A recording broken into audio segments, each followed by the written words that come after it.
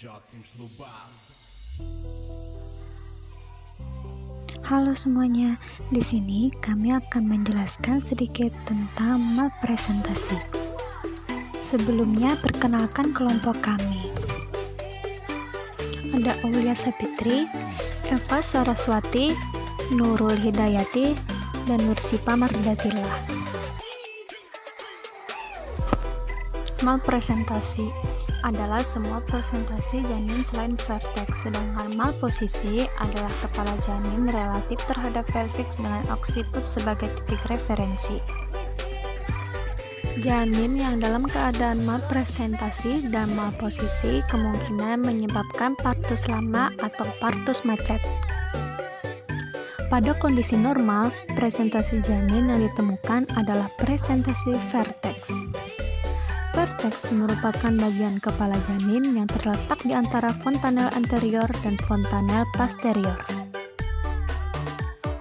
Presentasi lain selain vertex seperti presentasi bokong atau sungsang, transvers, muka, dahi, atau compound disebut sebagai malpresentasi.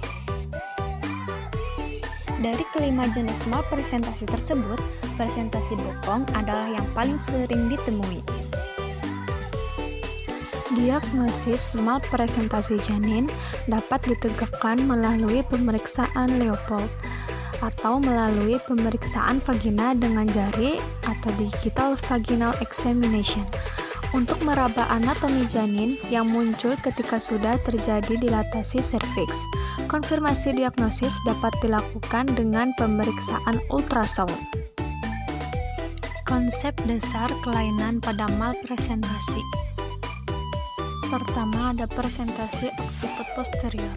Pada letak belakang kepala, biasanya ubun-ubun kecil akan memutar ke depan dengan sendirinya, dan janin lahir secara spontan.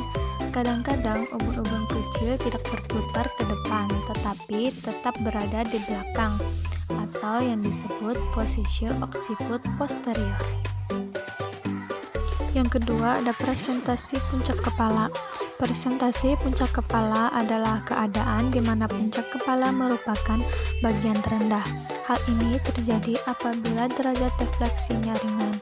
Presentasi puncak kepala adalah presentasi kepala dengan defleksi atau ekstensi minimal dengan sini siput merupakan bagian terendah.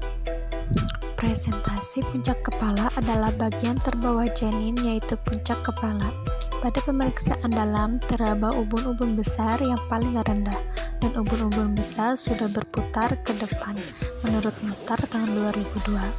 Presentasi puncak kepala dapat terjadi karena kepala bayi tidak melakukan fleksi maupun ekstensi. Ubun-ubun kecil dan dahi sama tingginya di dalam panggul. Bagian terendahnya adalah puncak kepala atau vertex. Diameter terendahnya adalah diameter occipitofrontalis yang panjangnya 11 cm. Lebih panjang daripada diameter suboccipitogrammatica yang lebih menguntungkan, yakni 9,5 cm. Dengan demikian, kemajuan persalinan lebih lambat dan sedikit lebih sering terjadi persalinan tak maju. Kebanyakan sikap ini bersifat sementara. Kalau sudah turun, kepala akan fleksi. Kadang-kadang terjadi ekstensi menjadi presentasi dahi atau muka. Yang ketiga, ada presentasi dahi. Presentasi dahi adalah keadaan di mana kedudukan kepala berada di antara fleksi maksimal, sehingga dahi merupakan bagian terendah. Pada umumnya, presentasi dahi ini hanya bersifat sementara, dan sebagian besar akan berubah menjadi presentasi muka atau belakang kepala. Presentasi dahi terjadi manakala kepala janin dalam sikap ekstensi sedang. Pada pemeriksaan dalam dapat diraba daerah sinsiput yang berada di antara ubun-ubun besar dan pangkal hidung. Bila menetap, janin dengan presentasi ini tidak dapat dilahirkan oleh karena besarnya diameter occipitomental yang harus melalui panggul. Janin dengan ukuran kecil dan panggulnya berada di posterior atau ukuran panggul yang sedemikian luas mungkin masih dapat dilahirkan per vagina. Keempat, ada presentasi muka. Letak muka adalah letak kepala dengan defleksi maksimal, hingga oksiput mengenai punggung dan muka terarah ke bawah. Presentasi muka dikatakan premier apabila sudah terjadi sejak masa kehamilan, dan dikatakan sekunder bila baru terjadi pada waktu persalinan.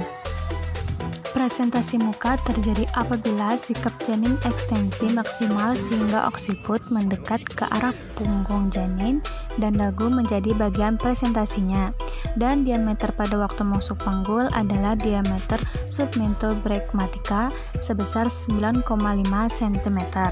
Bagian terendahnya adalah bagian antara glabella dan dagu, sedang pada presentasi dahi bagian antara glabella dan bregma, tetapi sering juga dijumpai kedudukan di antara keduanya.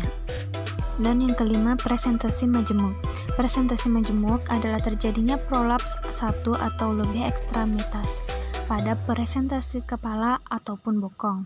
Presentasi majemuk juga dapat diartikan suatu keadaan di mana bagian kecil janin menumbung di samping bagian besar janin dan bersama-sama memasuki panggul.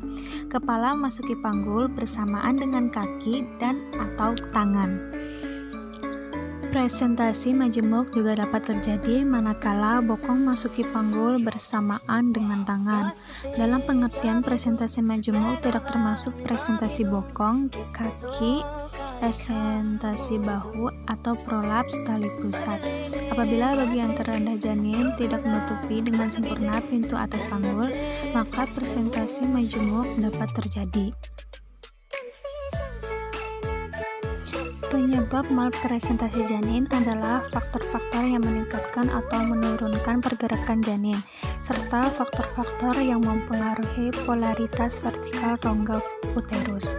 Faktor-faktor tersebut dapat berasal dari sisi maternal seperti adanya plasenta previa atau fibroid, dan bisa juga berasal dari janin seperti adanya hidrosefalus atau anencefalus. Pengaruh malpresentasi. Pertama, ada pengaruh terhadap persalinan. Adaptasi bagian terendah janin dengan serviks dan panggul yang kurang simetris merupakan salah satu faktor yang mengurangi efisiensi persalinan.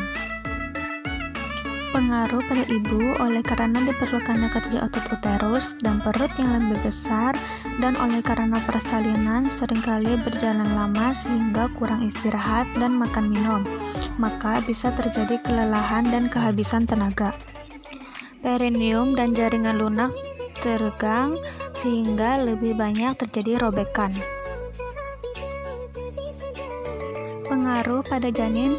Persalinan yang lama berpengaruh lebih berat untuk janin, mengakibatkan insidensi anoksia, kerusakan otak, asfiksia, dan kematian intrauterin yang lebih tinggi, dan tali pusat menumbung lebih sering terjadi dibanding pada kedudukan normal.